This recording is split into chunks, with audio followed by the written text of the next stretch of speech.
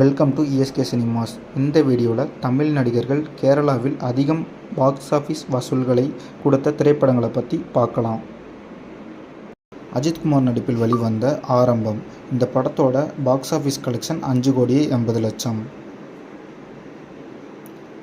தனுஷ் நடிப்பில் வெளிவந்த ராயன். இந்த படத்தோட கேரளா கலெக்ஷன் 6 கோடி ரூபாய்.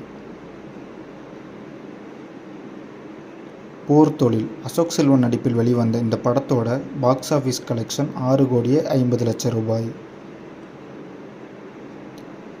மக்கள் செல்வன். விஜய் சேதுபதி நடிப்பில் வெளிவந்த மகாராஜா திரைப்படத்தோட பாக்ஸ் ஆஃபீஸ் கலெக்ஷன் 7,80,00,000 ரூபாய்.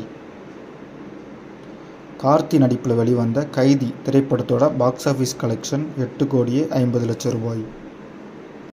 சூர்யா நடிப்பில் வெளிவந்த 24 இந்த படத்தோட கேரளா பாக்ஸ் ஆஃபீஸ் கலெக்ஷன் 10,30,00,000 ரூபாய்.